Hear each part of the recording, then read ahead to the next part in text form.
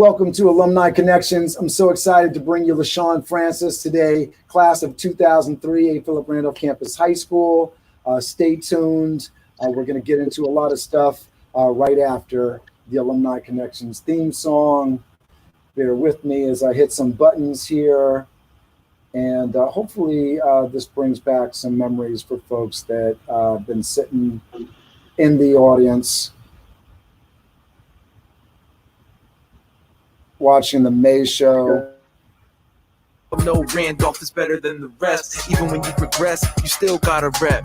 A. Philip Randolph Campus High School. But this is not a test, you should say it with your chest. Be proud of your origin, and if you are proud, support it then. Stronger together through unity, better together, let's build the community. Randolph isn't a school or a building, it's a legacy. It's not in your past, it's your identity. So show some pride. Alumni Connections is sponsored and brought to you by SBI, CCPI, SoundBusiness.org. SoundBusiness.org. The journey doesn't end with graduation and prom. The journey doesn't end with graduation and prom. The journey doesn't end with the journey doesn't end. This is the Alumni Connections Project. This is the Alumni Connections Project. A. Philip Randolph. A. Philip Randolph. Randolph.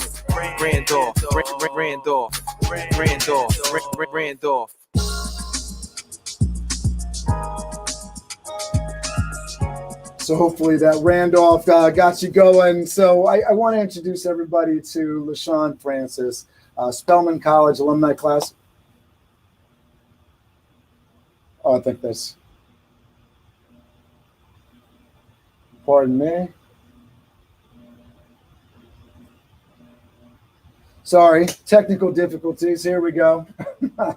All right, Lishaun Francis, APRCHS class year 2003, Spelman College, class of 2007, graduated Magna cum laude, University of Michigan, Gerald R. Ford School of Public Policy, master's degree in public policy, alumni class of 2009. She's currently the associate director in health collaborations. As part of the health team, Lishaun supports Children's Now's mental health trauma efforts. Prior to joining Children Now, Lishaun Francis was an associate director at the California Medical Association. She provided policy support and analysis for California physicians on the issues of Medi-Cal, workers' compensation, and health information technology. Lishaun spent over 2 years with the Legislative Analyst Office, LAO, where she provided fiscal and policy analysis to the State Legislature on issues of mental health, developmental disabilities, and alcohol and drug programs.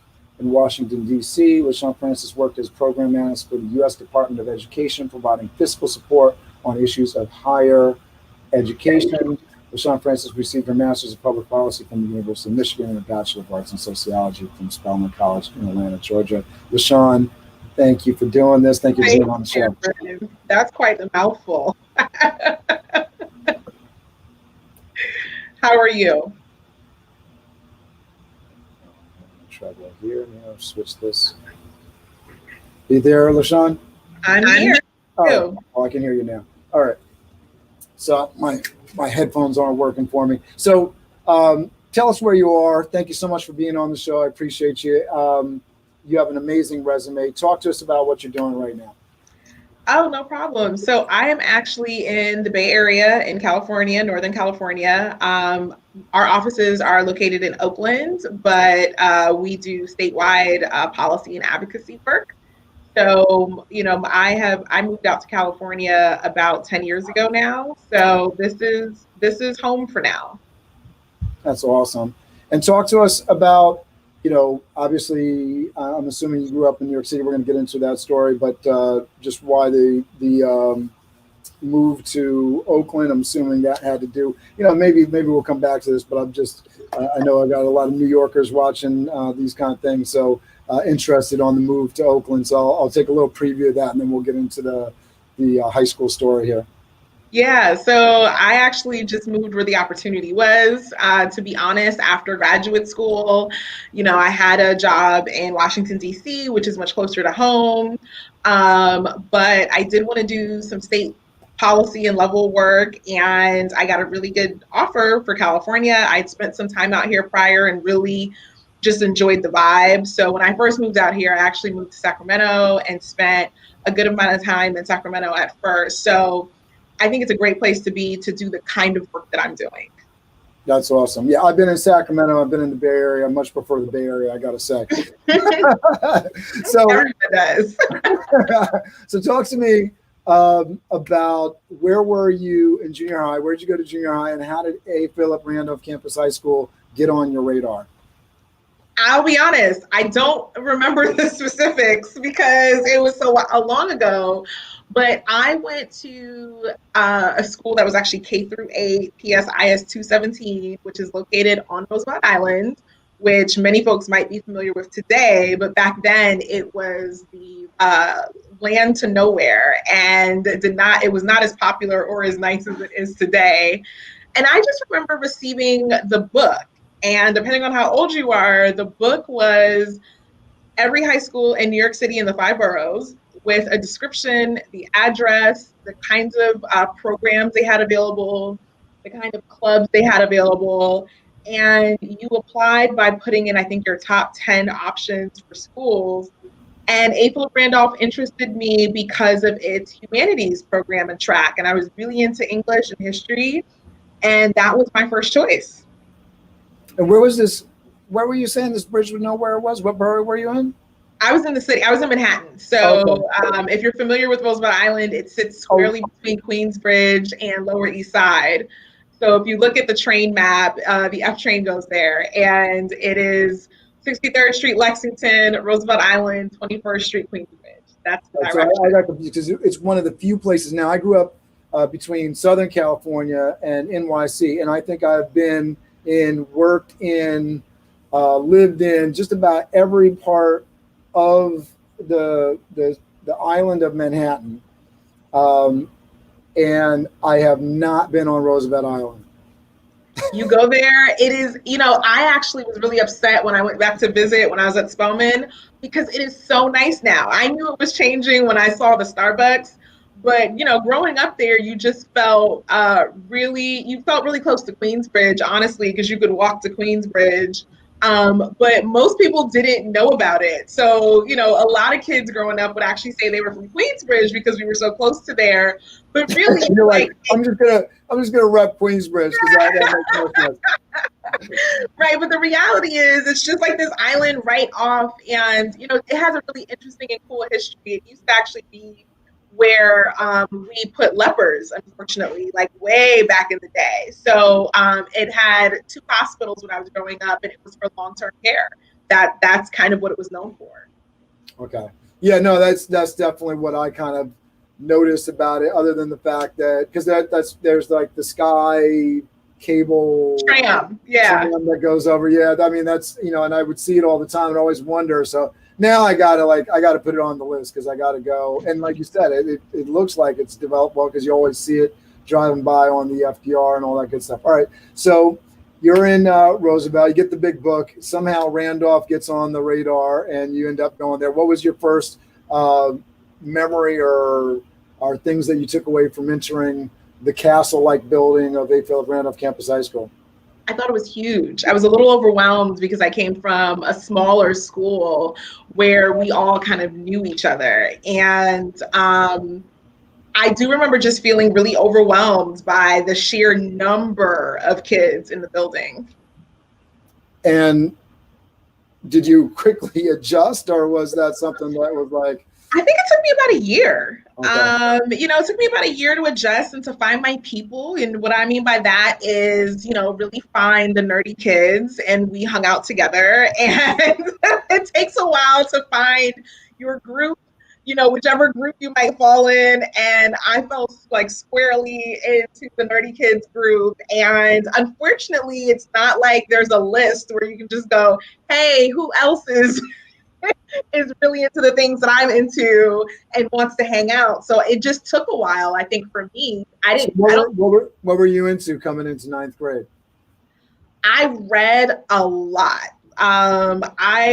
Even to this day, I read a lot. I spent copious amounts of time reading. And so I was really into books. And so I was not the kid who felt annoyed at the English teacher assigning a book. I was really excited about it. That's awesome. Yeah, I read a lot, I wrote a lot, and so I was just kind of really into those kinds of things, and I hung out with people who were like-minded. Well, I love doing these interviews because I think very much like your experience of, coming into the building, and obviously it's difficult to know, where the people are that like what you like. It's really, I think, affirming, and I know one of this, this is our takeaway, but just knowing like, you don't have to be a certain way to fit in. You don't have to have anxiety around having, all of it figured out, right? So just being comfortable. And so I know there's somebody that's going to watch this video at some point down the line that's going to say, if it's not today, it's going to be on another day where they say, that's me. That's what I did. It's good to know another person. So I love to hear that story. So it took you a little while to kind of get your feet grounded and find your tribe, so to speak. So talk to me about the things that you remember and that stood out from your experience during freshman and sophomore year. God, it was so long ago, Cameron. I'm really struggling here to figure out specifics. I remember starting a journalism club. I can't remember if that was my junior or senior year. There was none at the time. This is when I thought I wanted to be a journalist. Amazing. Huh? I said, that's amazing. Yeah, I remember starting that with like a couple friends and a teacher who was interested in advising us. I just, I didn't have a ton of extracurricular activities outside of SBI. So a lot of my time was spent like writing and trying to be a journalist at the time. That was kind of my dream. That's amazing that you kind of had that that wish and that desire. How did you get exposed to SBI? So I don't quite remember how I got exposed to SBI. I don't remember if a friend of mine That's usually the way. That's usually somebody told me somebody might have told me about it. I do remember being more exposed to SBI once I started thinking about college, junior year. And they had a college preparatory kind of track and arrangement. I was very clear that I was going to college and that college was going to be the next step for me. And so I was definitely one of those kids that was showing up to talk to counselors, Mr. Thompson, anyone who would talk to me about colleges, the application process, the SAT process, the funding process very early. So talk to us about it, because I know we talked, that was like the major point we talked on before we got on. So what were you feeling as you were starting that process? You're getting into junior and senior year. Obviously, you're dealing with classes. I heard you when you were saying you're on the nerdy side, so you're focused on getting good grades, which is amazing. You were doing this journalism stuff. So what was the pressure and feeling you were having around this whole preparation for the end of high school? I had a lot of anxiety and concern around the SATs because, like many of us, I did not test that well on standardized tests. So I do remember really just being concerned about it. And I think I ended up taking the SATs twice because of that fact. And I just remember reading everything I could get my hands on about how to prepare for the SATs and how it really wasn't just about how smart you were, quote unquote. But really there was a thing about testing strategies and really spending a lot of time, my second time around, thinking about and learning about testing strategies.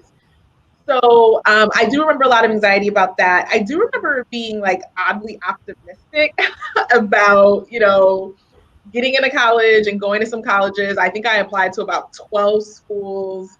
And knowing what I know now, I was entirely too optimistic about my chances to get into certain schools and programs. But I think it was a great exercise, and I'm happy that I went through the process that I went through. So talk to me about that. Because these are things that we talk about and recommend. I was really deeply involved. I started in 1996 with Thompson, but I was in high school, my last year of high school at that point. So, in terms of memory, I feel you on the not remembering it all so well thing. But I was really into it for different reasons at that time. I was calling up record labels and getting swag because at that time, in 1996, we were teaching kids the business of the music industry and sort of applying those career traits to that. And the program evolved into more performing artists with the academic program, still around the college and career trajectory, but the strategy definitely changed. And so in 2010, we did this CASI program with the juniors. So we started to do SAT prep, and all the things that you're talking about, it's more about the strategies than a lot of the knowledge, because there's not a lot you can study for and cram in just a few months. So it's more about the strategy of taking the test and getting people on the par of what other students in more affluent neighborhoods and schools are getting in terms of tutors and that sort of thing. And then the whole idea of, yes, you need to apply to many schools because your chances of getting, not only getting in, but getting a package that's really going to fit what you need, it's hard, it's difficult. So you want to have the options there and you want to have the leverage there. So I love that you did all that. You're really on top of it. So talk to us about the decisions that you were making. Why did you end up at Spelman? It's awesome, by the way. Congratulations for all of it. We're going to talk about not only undergrad but graduate school 2 times over, right? So just an amazing educational experience. Lots of degrees on the wall, lots of opportunities that are out there for you. So let's talk about what made you decide on Spelman. Yeah, so I'll say this just kind of to your last comment as well. I did not truly understand or have an appreciation for what other kids in other, cities or other states were getting in terms of college prep, right? So everything that you talked about, I think many of us were really ignorant about just how much more preparation other kids had and support to get into college. And once I got my acceptance letters from schools, and I can't remember every place that I applied and got acceptance letters to, I did visit some of them, and I went down and visited Spelman. And visiting Spelman was what made me say, this is the place for me. And I do remember the president at the time of Spelman College saying, there is no other college or university in the world that was created for you with you in mind. And she's right. There is no other college that was created with the Black woman in mind besides Spelman College. So that really was a transformative moment for me. I really felt at home, and I really felt like that was a place that I could thrive. When you were saying that, I was getting kind of goosebumps because I think that's extremely powerful. So go ahead. I didn't mean to interrupt you. I want you to continue on that.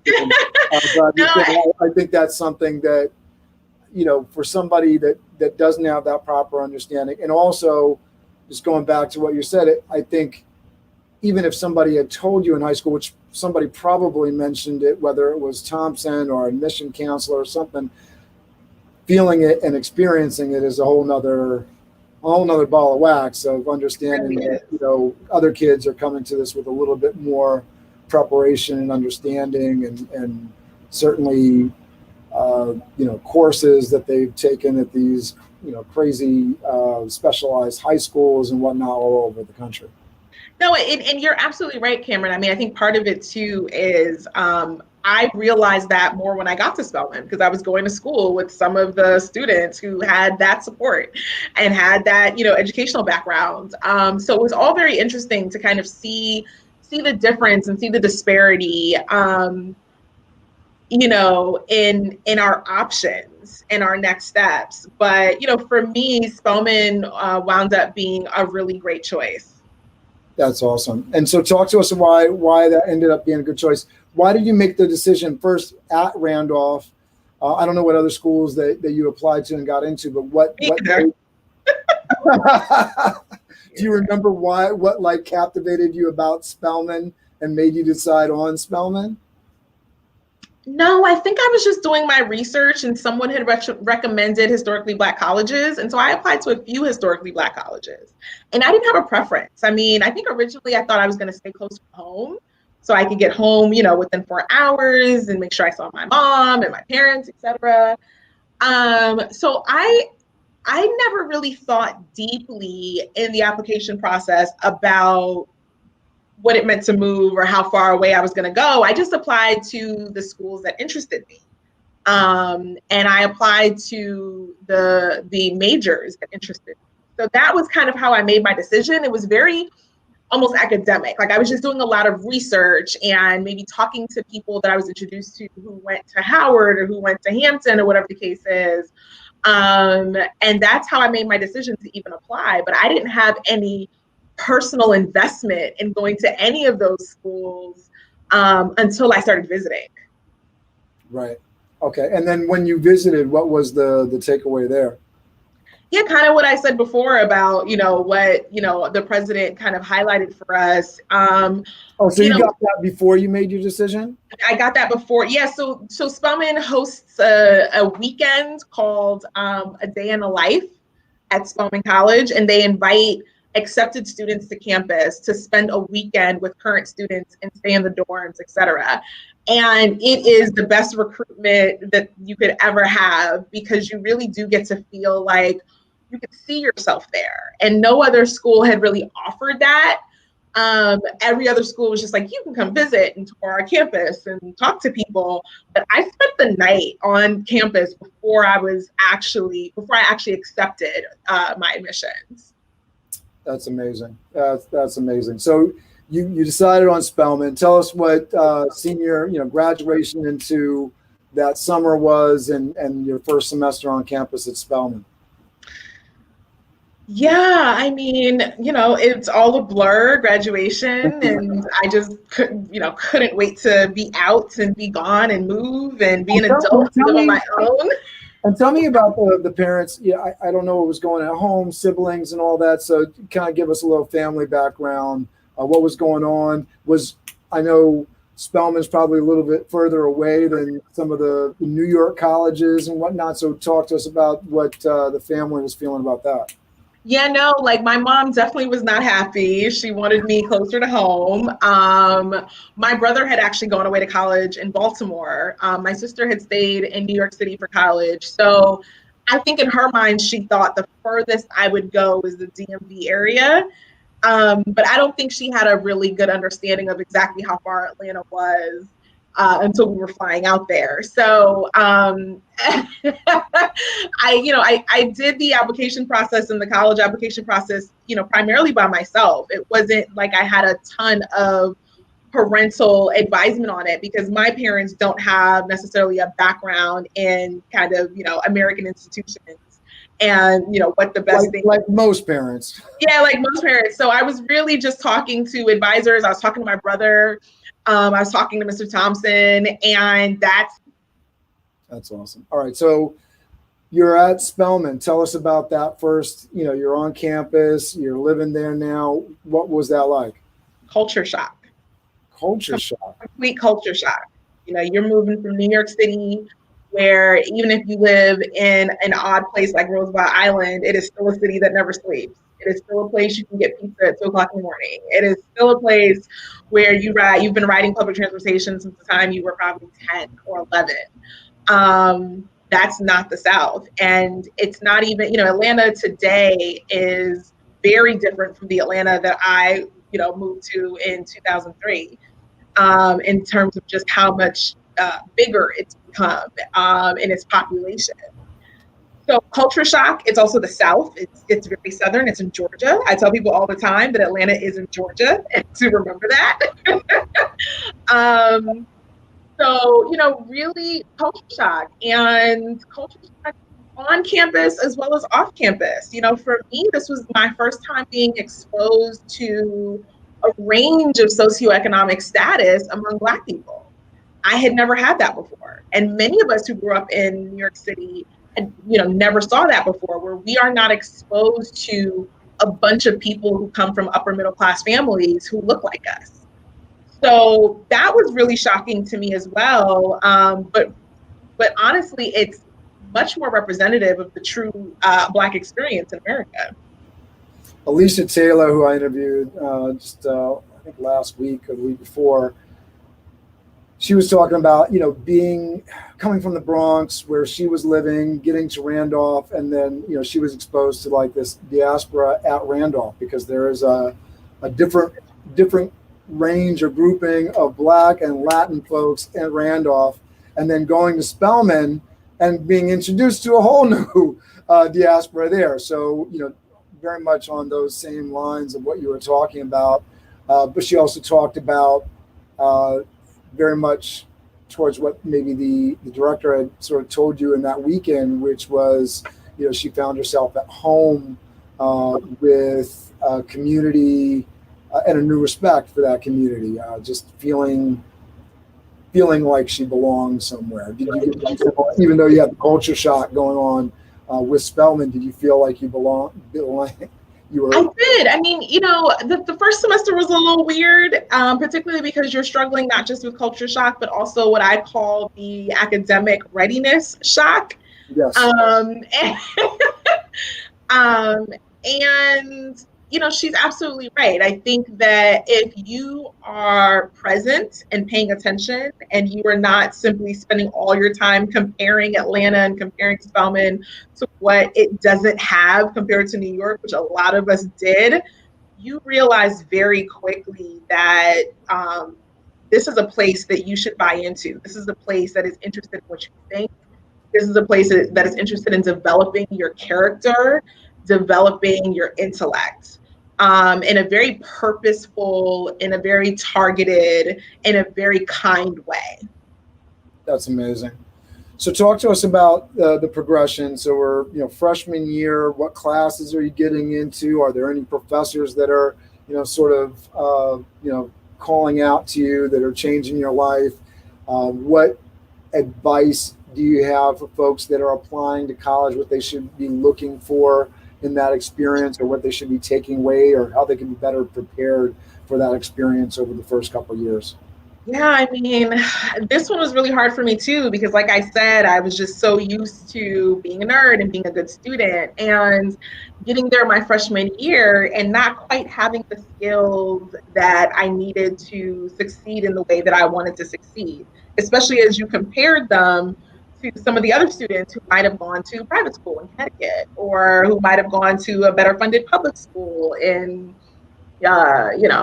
Georgia, wherever. And just kind of recognizing that gap. And I think the thing that I will always be grateful for is that I had professors who were very clear with me about what I could fix, how I could fix it, and worked with me to do so. And having that comparison now with larger universities like the University of Michigan, which is also my alma mater, it really is different. I was in classes with 12 other students. I think my largest lecture had 60 people in it for one science class. And that makes all the difference in terms of, student teacher ratio and the amount of time and attention you're getting, and the ability to really craft your skill. Talk to me about the difference between, because I think you were talking about student teacher ratio, which just popping in my mind, student advocacy, right? Advocating for yourself, getting better at that. Talani Thomas's story, she just, the story of her, she was talking about things that she was doing, the way that she sort of stood up for herself earlier in her career, and being able to advocate for yourself, and coming from a historically Black college and from institutions like that I think sort of helps with that, being able to sort of stand your ground and call things, but also to talk about what you're talking about in terms of that student readiness and dealing with that change of size and institution. Yeah, I think there's a lot there, right? Because on one hand, I recognize when students feel uncomfortable reaching out to, say, their professor or to a teacher assistant, because they might feel some shame around not being ready or not being as ready as they could be.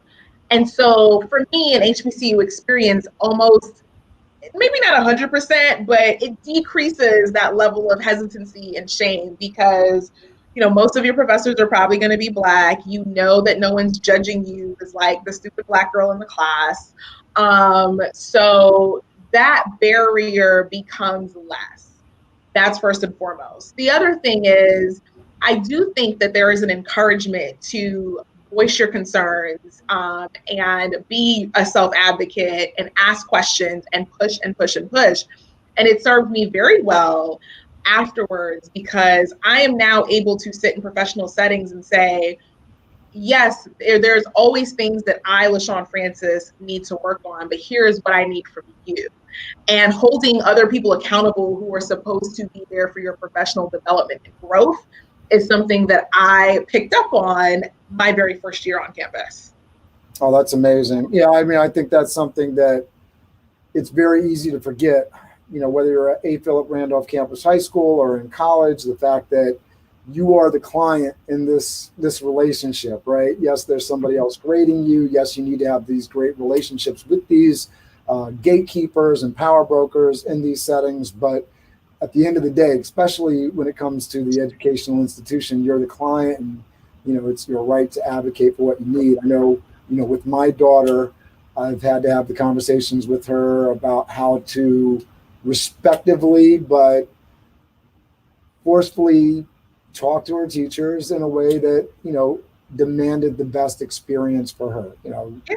Yeah, and there's nothing wrong with that. And I do think that depending on the school you go to, that's not encouraged. And that's not a skill that is encouraged or cultivated. Right. So I luckily did not have that experience. And, you know, there's so much of this is about the psychology and the psychology of power and who has the power in the relationship. And that is, you know, when you're thinking about HBCUs and institutions, you're talking about institutions that are very mindful of the power structures that exist for the, you know, that exist that even require their existence.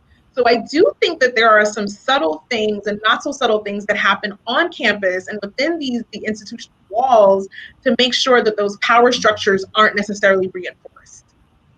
Yeah, it's interesting, and I'm particularly interested. I want to get through the Spelman experience. I want to know how, you know, the rest of it played out. I don't know if you did any other kind of studying abroad or anything during that experience.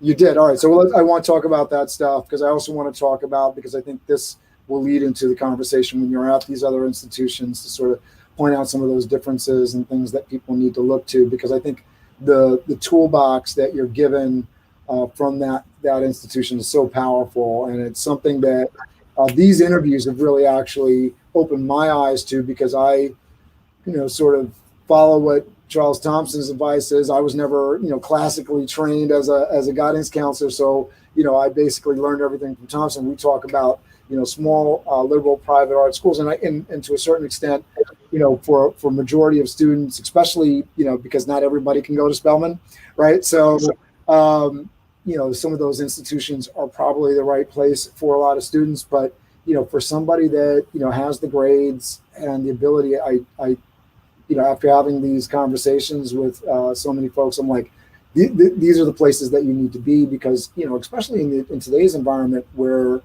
you know, and again, getting into, I want to talk to you about the University of Michigan, but you have these institutions there, all of the racism and inequity that exists all over the world, but especially in the United States, I think comes out in these institutions.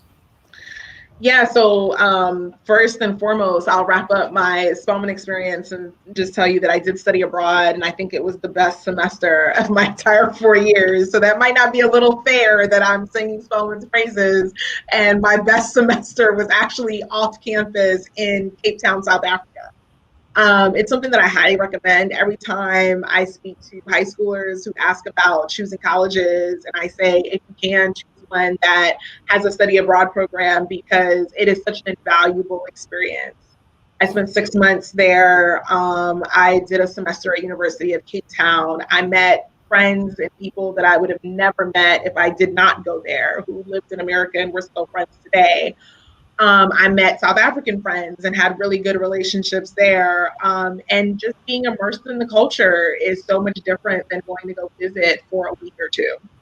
Yeah, absolutely. And I think that to kind of backtrack on what you were saying, I think it's a pretty often truth that we experience that one experience often makes another experience better, right? So I don't think you're in any kind of muddy water at all talking about going from Spelman to South Africa, because I can't imagine if you hadn't gone to Spelman and then you're just at some kind of generic institution and you do a semester abroad. First of all, I think folks are looking towards a program with different eyes and with different values and just setting that all up. Like I can imagine the logistics being different. I don't know if you're following what I'm putting down there, but just that the whole experience would be incredibly different from the one that you probably had, and which made it probably the best experience. So you get back from, well, first of all, I know you said you met people out there, but what was the thing that made it the best experience of your 4 years? A lot of it might just be because it was new, and maybe if I'd spent 4 years, there, the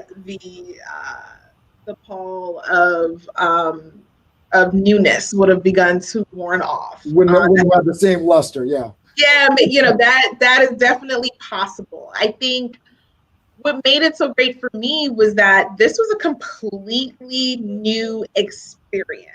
And I got to have political debates and conversations I would never have here because they weren't in an international context. I got to read about, much more of the African academics and literature than I probably ever would hear.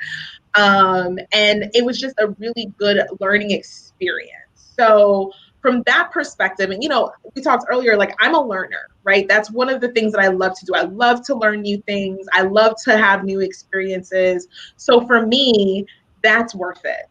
That's awesome. Yeah, I think traveling abroad is something that everybody needs to do a lot more of, especially across the United States.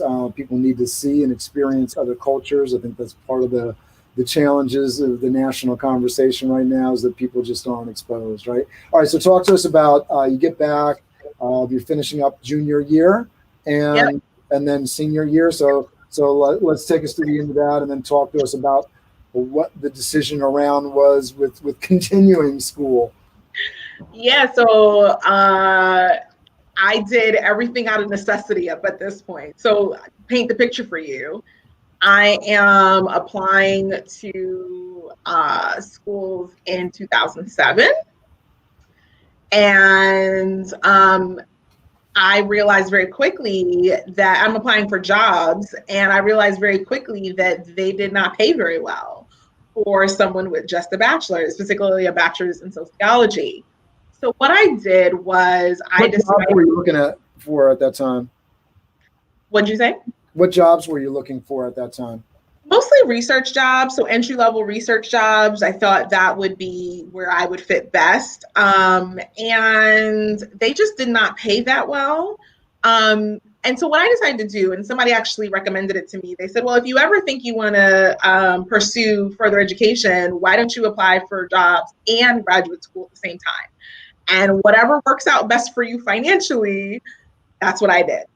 And so it was just kind of really interesting. So I actually spent my senior year not just finishing up my senior year courses, I was also working, I had an internship, and I was applying for jobs, and I was applying for graduate school. It was a very crazy time. And my best next option was graduate school. That's awesome. And so what was the financial sort of decision around that? I know that the jobs didn't pay well, but was graduate school paid for? Were you able to get a grant for this? Yeah, graduate school was paid for. So I was able to get graduate school funded, and that was part of the appeal. I was going to be learning something I wanted to learn, and we just established how much I'm a learner, and I was really interested in the field of public policy. B, they were paying for it. C, the jobs that I was being offered wouldn't even have paid for rent in any city that I knew of. Right. Which is unfortunately typical, right? So Right.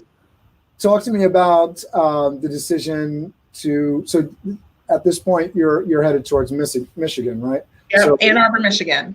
Ann Arbor, Michigan. So talk to me about the transition from Georgia to Michigan. Obviously, I imagine there was trips back to New York, Roosevelt Island in the middle of all this.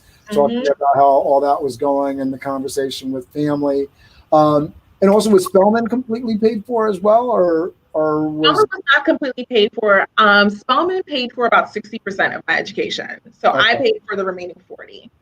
All right, so we got some nice loans. So we got that kind of pressure in the world, you know, to do well and pay those bills, right? Exactly. And that's part of the equation and math that you're putting together. So talk to us about that conversation that you're going from Spelman in Georgia to Michigan and the conversation with mom and dad and the family. Wasn't a lot of conversation. I mean, I think we established that, you know, I kind of did my own thing. I think my parents trusted me. They didn't really know a lot about what was happening. They wanted to know I was safe. They wanted to know I wasn't digging myself into a ton of debt. So I think they were excited that I was getting a free ride. And that was it. I mean, you know, I will say that one thing that I am thankful for is that my parents have always been supportive and they've never discouraged me from doing anything. And I've largely made my own decisions on my educational and career path. That's awesome. All right, so you made the decision. You're you're in charge. So you go to Michigan. Tell us about the change in culture and lifestyle going from Georgia to Michigan and what that university life was like there. Yeah, so a little different than being an undergraduate student. As a graduate student, I was again at a small school within a very large university. So one, completely overwhelmed by the sheer size of this campus. I mean, University of Michigan, I think undergrad is just 40,000 students. But the School of Public Policy only had about 200 students. So really small field, which is one of the reasons why I applied there to begin with. And I had a great time at Michigan. I had a really good experience. I learned a lot. I had some great connections. It was another culture shock because, you know, when I was going from an all-Black college to a predominantly white school, so that in of itself was a culture shock, but I got a really good sense of what it would have been like to go to a predominantly white institution for 4 years. But still made really good friends, made really good connections. And for me, the biggest and worst part of going to Michigan was just how cold it was. Yeah, I was not prepared, Cameron. For a while between Georgia and Cape Town, South Africa. These are nice warm spots. I was not prepared, and I was very arrogant when I first moved there. I was just like, "Oh, I'm from New York." You're from New York, yeah. Once you get some middle of the winter lake air. The lake effect? Oh my God. I was in tears. I could not believe I had moved to this place. So my joke is always, the biggest problem at University of Michigan is that it's in the middle of Michigan. So That's amazing. So talk to us about what the education was looking like. And so were you there in Michigan for 2 years? 2 years. 2 years. So talk to us about what that ended up looking like in terms of, you know, classes, what work is looking like, because now, you know, you're already in that situation. At the moment you begin school, you're probably already worrying about what the job is going to be very soon after. So talk to us about that. It's deeper than that. You got to remember the Great Recession, right when I'm in grad school, right when I'm looking for work. As soon as graduate, I applied for work for my first real job in the middle of the last recession. It was a very scary time. But I will say that Michigan did such a good job with their career development and trying to make sure that we all got something. And not everyone got what they wanted, particularly in their fields, as soon as they finished. But many of us had jobs within a year of graduating Michigan. I graduated Michigan without a job, and I slept in my brother's living room in DC while I went on interviews, partied with my friends, and tried to figure out next steps. And I finally got a job, I think a couple of months after graduating. What's your brother's name? Rehan. We got to shout out Rehan because that's big. That's nice. That's really nice that the brother came through with that. That's He did. And I moved out of his place. I was very proud. I got my own studio, and I finally moved out. And when I was moving out, he said to me, "You know, you don't have to move, right? You can stay here and save money if you want to," which I thought was so sweet. But I was really tired of sleeping on the air mattress on the floor in the living room. Permanent living room camping situation. That's awesome. So what was the first job? The first job was with the Department of Education, just kind of and we skipped over so much stuff, and I know it's probably like all a big blur, but I'm assuming there was like some internships along the way and different stuff that you were doing in college. So I don't know if you want to hit on now all that, but then talk to. And so say what the first job again was? Department of Education. I was a fiscal and policy analyst there. This is in DC, so you're working program analyst for the U.S. Department of Education. What was that like? I hated it. I absolutely hated it. I mean, for all the hoopla around getting a good federal government job, I was bored out of my mind. But remember, it's also during the middle of the recession, and I did not have any other job, opportunities at the time. So I took it, and I suffered through it for almost 2 years until I could make my next move, and until the economy got better.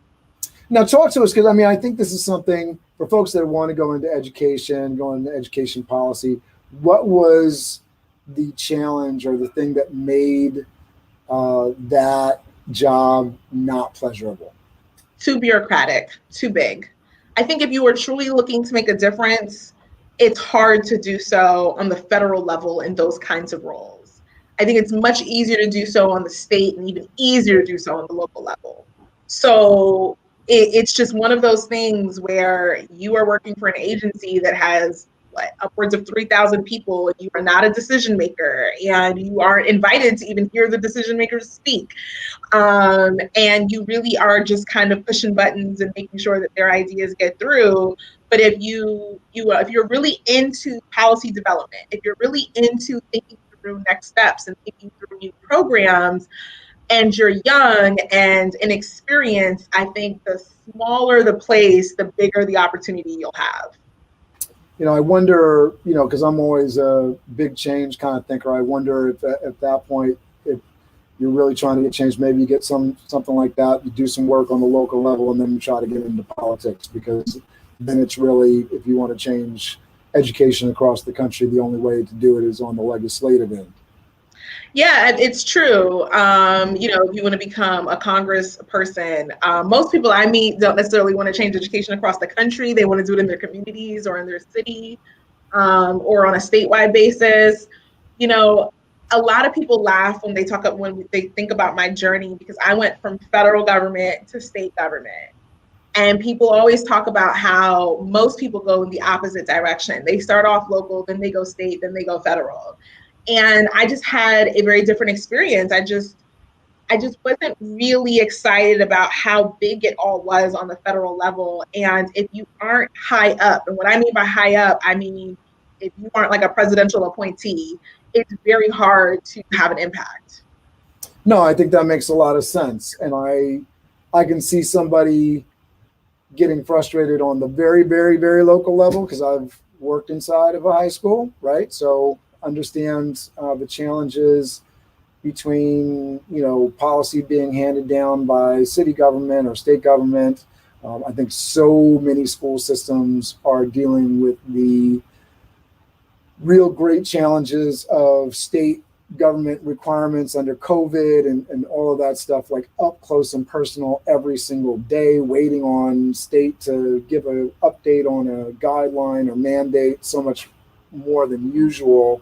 And that's got to be incredibly frustrating. So it also makes sense to me, to be in state government, right? So, if you want to make a difference in your state, to do that on a larger scale than, dealing with a policy that you're going to have a lot of difficulty changing, working within the school, You can do that on the state level. So I love. This is why I do state advocacy, because this is to your point, Cameron. This is what it's all about. For me, this is where the money is. This is where the policies come down. Obviously, there are federal. I love your perspective on that. So talk to us about the transition. Talk to us about the different jobs that you've been doing and what you're doing now. Yeah, so what I'm doing now, I think I'm most proud of and I'm most excited about. But I work for an organization that essentially does research, policy, and advocacy work for kids. And what that means for me, for someone who has the mental health portfolio, is I advocate to our state elected officials, and our state administration on how they can do better for children's mental health. And talk to me about, is this something that you studied in school? What's your passion? How did you get into particularly issues around mental health, developmental disabilities, and alcohol and drug programs?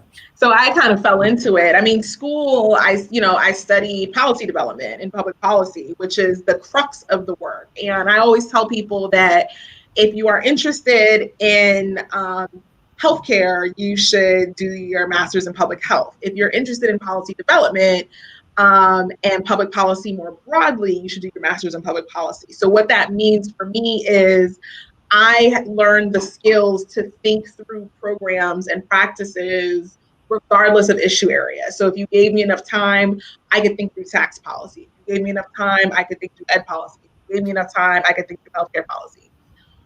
I fell into the healthcare world. When I first moved to California, I had wanted to do education policy at the LAO, my first job out here, but they didn't have any openings for education. They only had an opening for health. So I took it. Good news is it was right around the Affordable Care Act and rolling out the Affordable Care Act. So I learned a ton. And once you have healthcare knowledge, just like once you have education knowledge, it is very hard to pivot into another field because you become an expert, in that thing. And I was interested in it. I also think I appreciated it because I see the overlap between health and education, between health and housing, between the public health approach. I see how it really doesn't benefit communities, the fact that we continue to talk about education in a silo, we continue to talk about health in a silo. And we continue. Agreed. So that was kind of my journey, and I really enjoy what I'm doing now. But most of what I do now is really around thinking through and developing policies and ideas that either the state has handed down or that we want the state to implement, and its impact, particularly on Black and brown and poor kids in California, when it comes to their mental health, and then advocating for those changes. So talk to us, imagine right now, more than ever, all of the issues that, existed before are magnified by the challenges brought on by this pandemic. So talk to me about what's going on right now and how people can help if they want to get involved in the advocacy for children and education, especially around mental trauma. I can't imagine, I feel for A. Philip Randolph's juniors and seniors right now. It's got to be very trying times trying to figure it out. I know we began our conversation today around anxiety, the anxiety that they must be feeling, trying to figure it all out. I know that obviously everybody should be out there and pushing hard, but also not feel like they need to have it all figured out. Talk to us about what's going on and what you're dealing with in this environment. Yeah, I think the best way to put it is if you think about what was going on pre-COVID, which was Black and brown kids were disproportionately more concerned about finances and the stressors of finances, disproportionately more concerned about food insecurity, housing insecurity, and then you enter COVID which is a healthcare pandemic. And while young people might not necessarily be getting sick, the elders in their homes or the elders in their lives might be, and they might become caregivers, and the money might stop or the money might, slow down.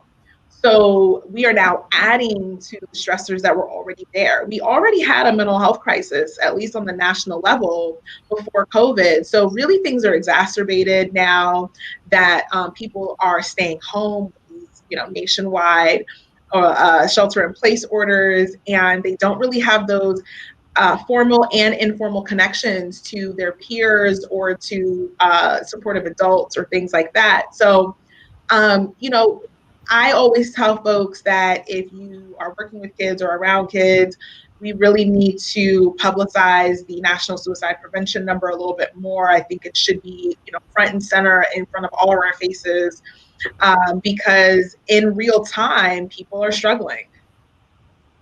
I agree. I'm going to bring up the website so you can keep on speaking on, to that, so we can showcase that right now and get that out there. What are some things that you're looking to the future here? And then I'll have you talk about that, and then we'll talk about people you want to connect with and who you'd like to connect with you. Yeah, so I think for me professionally, I'm always interested in those organizations or, those elected officials statewide or even nationally who are interested in moving this work forward. From an alumni perspective, I love connecting with, current seniors to talk about their next steps, or even college students to talk about their next steps. Because I do remember this time and just being filled with anxiety and hope about, what to do next. And I want them to know that it's okay not to have everything figured out right now. And it's okay to take your time. And it's okay to switch jobs, and it's okay to get it wrong. So, that I think it would be my response for just, the alumni connections piece. That's awesome. Yeah, I think it's really amazing. I think people have been coming together. I'm so excited that people have got the opportunity to learn a little bit more about what you do. In terms of folks that you want to connect with, who are people that you really want to sort of see and meet in the world? Just generally? Yeah. Just generally. Oh my.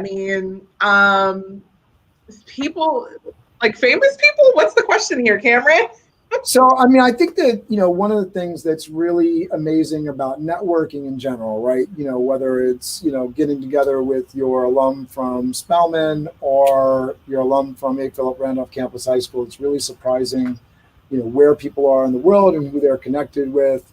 Wanza Lumumba brought in Anderson Paak, who's, a hip hop artist, for our gala recently. We're only a few degrees separated from anybody. So if there's a famous person you want to get in contact with, I would throw it out there, put it out in the universe, and it might come to you. But, are there folks in a particular industry, in a particular part of government that you're looking to get in contact with? Are there folks that are in a particular career path or field that you would really like to connect with you? I think that's, if you put it out there, it may come. So you know what? Not necessarily. I do think though that I am always just kind of in search of community, and I've formed a really good community here in California. So if there are other Randolph alum or Spelman alum that I have not connected with out in California, that is always my ask. I'm much more concerned and much more interested in creating community for myself, because I do think, particularly as we're going through COVID, we all recognize how important that is. That's amazing. All right, so you heard it here. If you're in California, particularly, you're in government, get in touch with Lishaun. Thank you so much for doing this with me. I have your LinkedIn down below on YouTube. You can go down to the comments. If you're on Facebook, you can go over to the side and you'll see her LinkedIn there.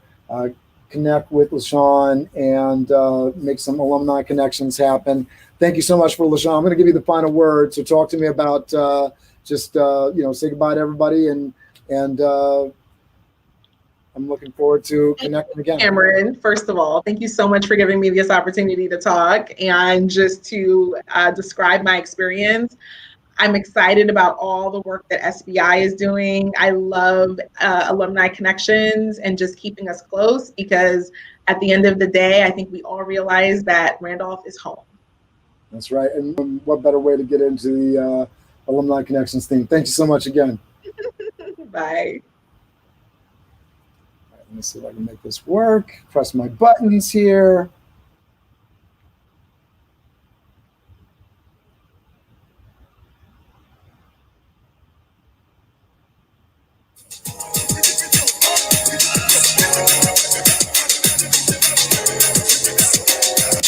This is the Alumni Connections Project. We all know Randolph is better than the rest. Even when you regress, you still gotta rep.